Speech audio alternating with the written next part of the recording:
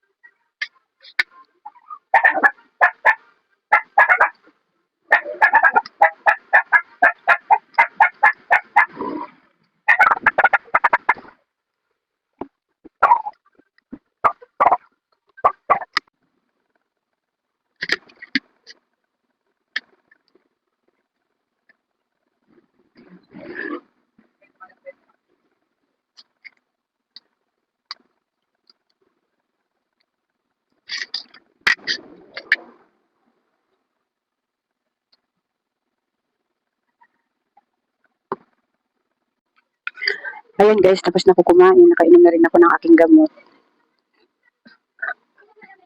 Wala pa yung aking alaga kasi 8 pa lang, 9 ang dating nun. Ayan, may isang oras pa tayong gumawa-gawa dito sa dito sa bahay. Tapos yung aking 10 years old, wala siyang pasok ngayon. Punta-puntahan ko lang siya doon. Tingnan ko lang at saka hinatiran ko siya ng kanin. Kanina hinatiran ko siya ng kanin kasi walang sinain yung nanay niya. Kaya hinatiran ko lang siya ng kanin kanina. Habang wala pa yung alaga ko guys ay gawa-gawa muna tayo ng gawaing bahay. Kanina nakapaghugas na ako, pero may 2 kaldero pa akong natira doon, nahugasan at saka yung pinagkainan ko. Ako lang kasi mag-isa ngayon dito sa bahay. Tapos, yung anak ko hindi na siya kumain kasi nga, yung ate niya ay, bigla ang maaga ang pasok ngayon, may lakad siya. Sumabay na siya, hindi na siya nakakain. Kaya ako lang kumain, kaya ito lang yung hugasan ko at saka yung 2 kaldero doon. Iinom nga pala ako ng saubo ko guys, maya-maya na lang kasi na kainom ko lang nito, unahin ko pala dapat yung saubo ko. Pero nauna to, nakalimutan ko yung saubo ko. Kaya ayan. Ayan guys, ngayon ang gagawin ko ay magtitiklop na lang muna ng tiklopin doon. Mamaya-maya ako nahugasan to kasi yung kalderong 2 doon ay binabad ko muna sa tubig. Ayan guys, habang wala pa yung aking alaga ay magtiklop-tiklop muna tayo ng mga damit na nilabhan ko kahapon. Ay, no, isang araw pa pala to. Ng isang araw nung kailan ko ba nilaban to nung Webes. Nilaban ko to nung Webes. Bali ngayon ko lang siya titiklopin. Araw ng Sabado na ngayon guys. Ilang araw na. Nasa sampayan ito. Ngayon lang natin titiklopin. Tapos, mamaya guys, magluluto ako ng ginisang kalabasa. Ayan. Ayan guys, pinabili ko na ito dun sa anak ko bago siya umalis. Ayan, kasi may pera naman ako dito na binayad ng aking customer kahapon. Yung may utang sa akin sa tindahan. Ayan, pinabili ko muna sa anak ko bago siya umalis. Ngayon kaya siya nandito guys, tinago ko ito. Kasi tuwing tanghali guys, asawa ko ang bibigay ng pambili ng lulutuin. Ngayon, dahil may pera naman ako dito, yung pera ko na lang muna ibinili ko. Kaya ko siya tinago kasi para mabigyan niya ako mamaya ng pambiling, kunwari ulam. Nakabili na nga ako. Kasi pag yun yung nakita niya to, hindi na siya magbibigay ng pambili mamaya, pambili ng ulam. Pera ko yun sa tindahan na binayad sa akin ng customer. Kaya matikal kasi ang mukha nun guys. Kaya kailangan at saka guys, kanya-kanya kami pera. Kasi kanya-kanya kami pera kasi matikal talaga ang mukha ng asawa ko guys. Kaya binibigay lang niya sa akin pambili lang ng panggastos lang maghapon. Tapos ako gumagawa ako ng paraan para kumita ako ng sarili kong pera. Ayan. Tamang-tama naman yung mga alaga tayong bata. Kaya kahit paano ay kumikita ako. Ayan. Patuloy muna natin ang pagtitiklop guys. Kasi baka abutan ako ng aking alaga na Hindi pa ako tapos dito.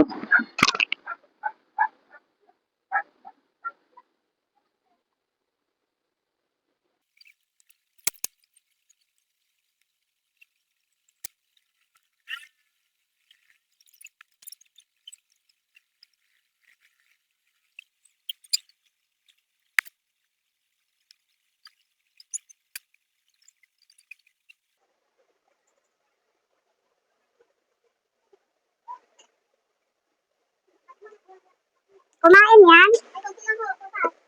Tupas lang? Ah, buti na lang may itlog pa dyan.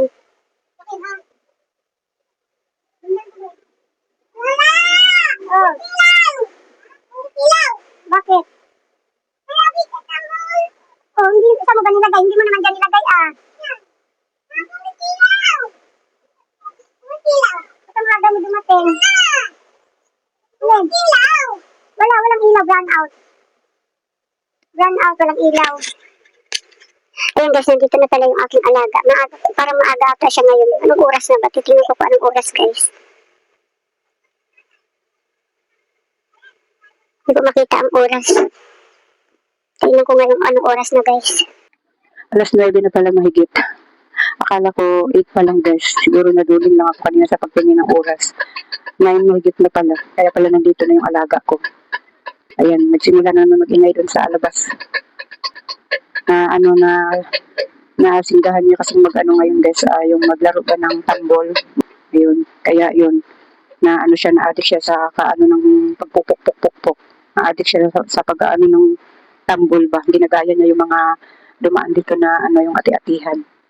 Kaya pinipilit ko siyang sinasaway. Kaso nga lang hindi niya makalimutan pa kasi nga may kapitbahay din ako na sinasabayan din ng pagtambol-tambol. Ayan. Pero pinipilit ko naman siyang sawayin kasi nagagalit na yung kapitbahay. So, ang ingay kasi. Kaya ayan lang guys. Buti lang saktong tapos na ako dito magtiklop, dumating yung alaga ko. Pero na lang naman yun guys, tinitingnan ko na lang. Tinitingnan ko na lang siya, pag-alagala siya doon sa pag-alagala siya doon sa labas. Tapos, pero pag oras na naligo na siya ng tanghali guys, alam na niya na hindi siya pwedeng lumabas. Tapos pinapalabas ko na lang siya ng pagdating ng alas 4 ng hapon. Ayun. Sa ngayon, pag umaga, yan, hinahayaan ko muna siyang pag-alagala. Kasi mamayang tanghali naman ay alam na niya sa sarili niya hindi siya lalabas. Kaya ayan guys, abangan doon siya sa labas. Gagawin ko na sana ito kaso nga lang yung asawa ko nga kasi nagpunta lang ng hospital, may inutos lang sa kanya. Parating kasi din yun. Kaya hindi ko muna siya pwedeng galawin hanggat hintayin ko makaalis ulit. Paliligo pa kasi yun.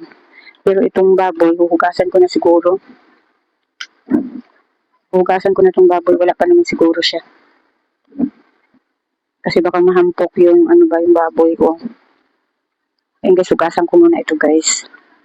Ayun guys, nakaalis na yung aking asawa. Ilalabas ko na itong aking lulutuin na kalabasa.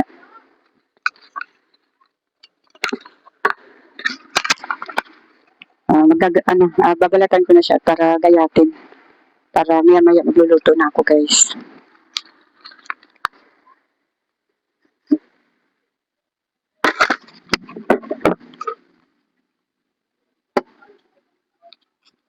Yung alaga ko nasa labas lang naman, naglalaro lang naman yun doon. Kaya maggayat-gayat muna tayo. Tapos bago umalis yung asawa ko, ay nakakuha na rin ako ng malunggay. Ayan.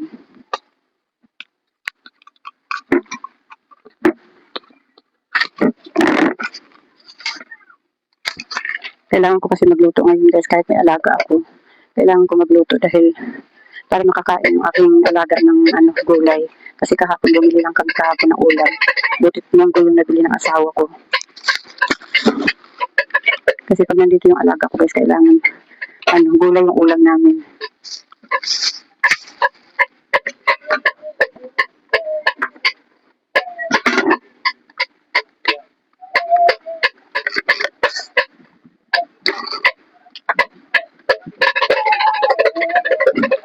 Nandito sa loob ngayon yung alaga ko guys, ang ingay. Nagpupukpok na naman siya. Nagtambol-tambol na naman siya. Ayan guys, gayatin ko muna ito.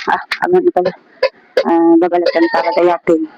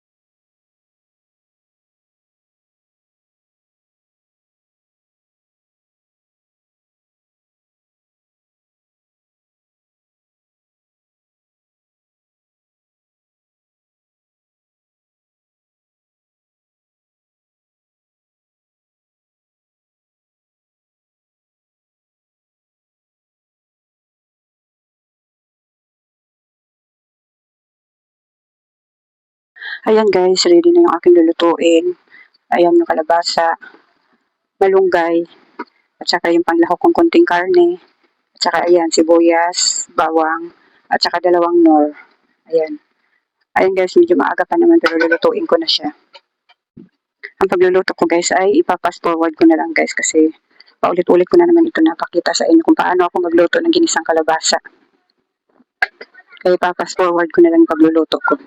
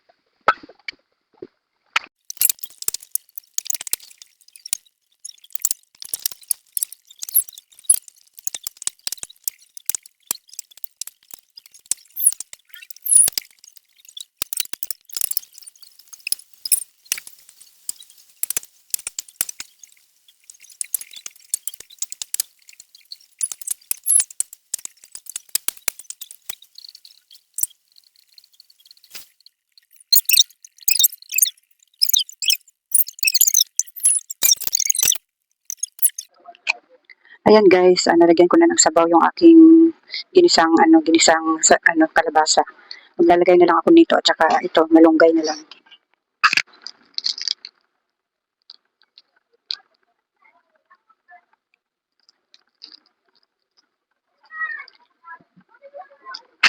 May langgam yung isang nor ko.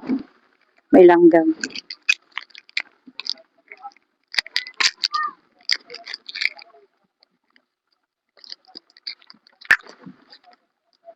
Hinintay ko lang na kumulo guys bago ko ilaglag to. Kalalagay ko lang kasi ng tubig.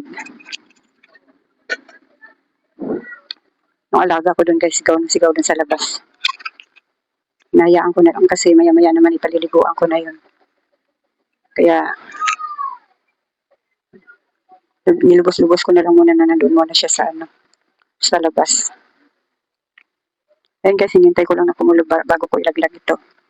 Tingnan natin guys kung kumulo na para mailaglag natin ito.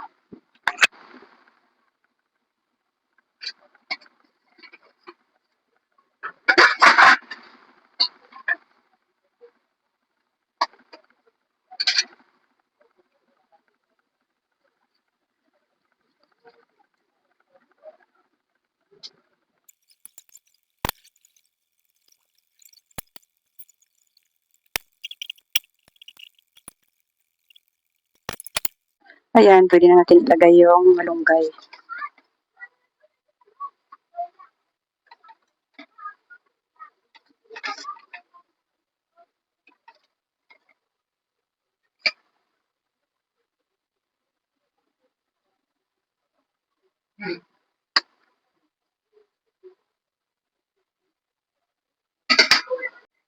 Ayan guys, luto na yung aking ginisang kalabasa. Ayan, mapapasarap na naman yung aking alaga nito ng pagkain guys. Kasi paborito niya yung ginisang kalabasa na yan. Pag yan ang ulam niya, ang dami niyang nakakain. Ayan guys, magpapakain na ako ng aking alaga. Tingnan mo guys, oh. Ay! Matapon.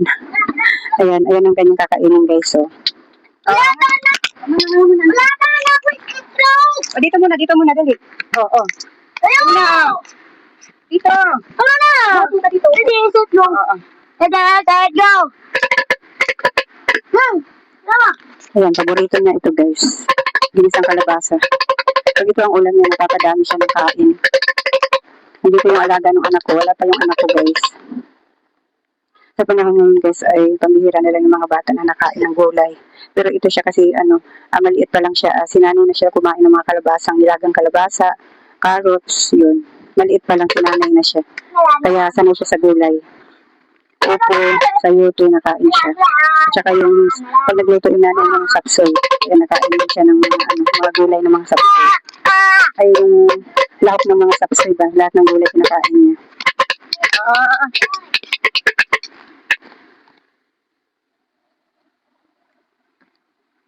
Wala sa'yo din! Ayaw nga kayo eh. Ingay yung phone! Bus mo! Kaya mo lang siya, dadating na si tita mo, uuwi na yan sa kanila. Ay, tata! Oo, dito, upo lang dito. Buklat police! Pag nagsama-sama yung dalawa guys, ang gulo namin. Dali na, dito na. Dito na, kakain mo na. Masyado na dito. Magkapika tayo, Lola. O, dali, upo muna dito at makain. Upo muna, upo.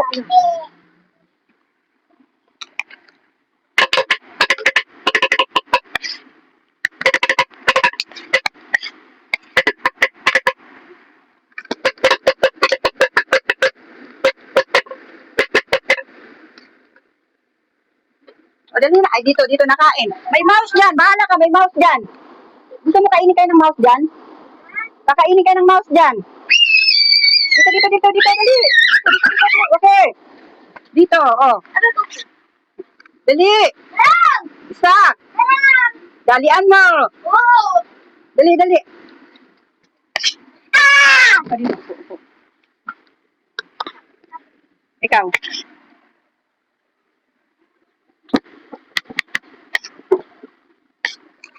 Yung isang alaga namin guys ay pihikan siya ngayon. Dati nung bago siya mag-isang taon nakain siya kahit ano. Mula nung nakakain siya nang hindi niya gusto, ngayon pihikan na siya sa kinakain niya. Ala! Kakain siya pag yung ang ulam ay nilaga, tinula, tapos sinigang, bok choy ba yun? Yun. Kaso nga lang, hindi naman nakakaluto araw-araw ng mama. Kasi napasok kasi wala ng oras magluto. Ay, bad yun, bad. Dali na. Dito ba? Dito! Nakain mo. Dito! Nakain. Pagsilipong ka na lang muna. Guys, andito ulit kami sa tambayan guys. Kasama ko yung dalawa kong alaga. Andito kami guys kasi napakagulo nila dun sa bahay. Ay, tingnan mo. Dinala ko silang dalawa dito at napakagulo nilang dalawa doon sa bahay. Yan, huwag na.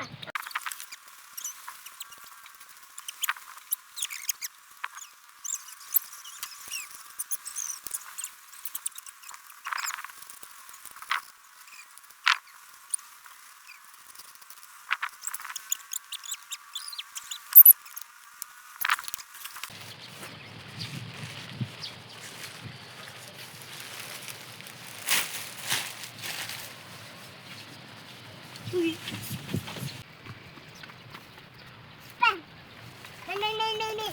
Stone.